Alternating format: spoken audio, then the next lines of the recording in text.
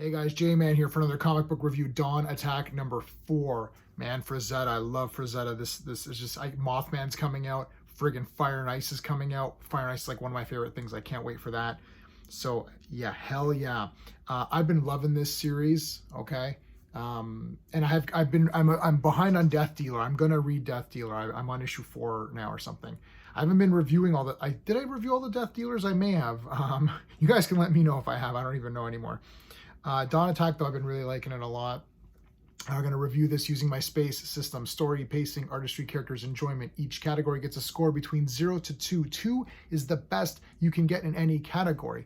If I give the storyline of this comic a 2 out of 2, that does not mean that I'm saying that the storyline to this comic is better than The Dark Knight Returns or Giant Size X-Men 1 or Swamp Thing Alan Moore, right? What I'm saying is I'm comparing this comic to itself plus sort of its peer group, right? So we're looking at this in comparison to the other Frazetta works, Death Dealer, also Dawn Attack, but also like fantasy kind of comics, barbarian style, sword and sorcery, that kind of a thing. I'm not comparing this to Superman, right? Because, you know, Superman's my favorite character. Superman is not the same as Dawn Attack. I'm not comparing this to Mark Millar's Nemesis, right? So if I get whatever score I give this, that's the score based on your expectations for the Dawn Attack comic, which is sword and sorcery, right? Okay. I'm going to give the storyline a friggin' 2 out of 2, man. Look, it's simple. They're being attacked. Dawn and her people are being attacked by these outside forces. They're trying to find these automatons who are going to help them win this battle. Her father has gone out to find this army or to find some kind of help or technology or weaponry or something. Never returned. Dawn has gone out to go find him. She leaves behind her boyfriend, her husband, Ferris, and his sister, JC, I believe is the sister. And so we've been following Dawn. We've been going back and forth, really, because Ferris is also trying to do stuff back home and find weapons. And he does find something in this comic, which is cool. But Dawn is going out looking for her father. She found him, and spoiler alert, man, the father dies. I was kind of shocked. I mean, I do think it's good because, you know, I guess Dawn, they're pushing Dawn to go on out on her own. So that's really good. I think that's really awesome because I do like the character. She is awesome. So yeah, it's not like a super complicated story, but again, it's sword and sorcery. We want to keep these things, you know, not simple to the point of like silly simple, but like, you know, something that I can follow easily and get involved in the world and sort of, you know, the characters and the art and everything. Sometimes these movies or books, people tend to like over critique them.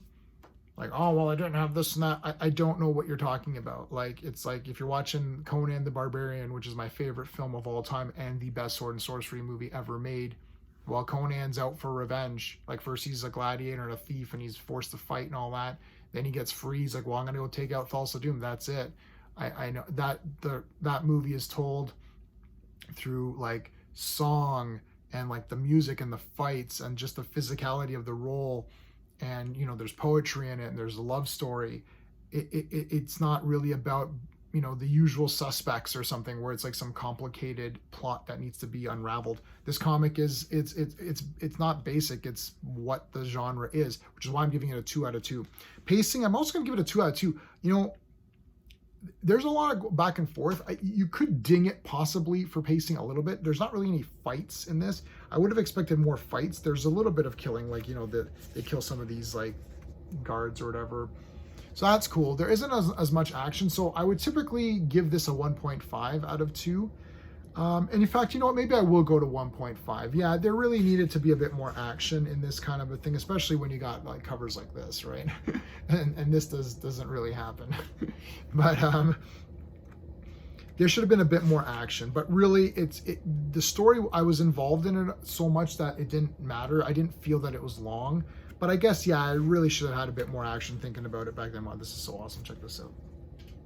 But anyway, for the artistry, I'm going to give it a 1.5. Obviously, the covers are amazing. There's a couple, like there's different art styles on different pages. which I do think is kind of neat. And it actually kind of fits this story. You got pages like this, which like this looks really great.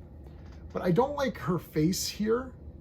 Like sometimes she looks, I feel that there's some inconsistencies. I'm still giving it 1.5 because overall the colors and the feel of this looks really cool to me.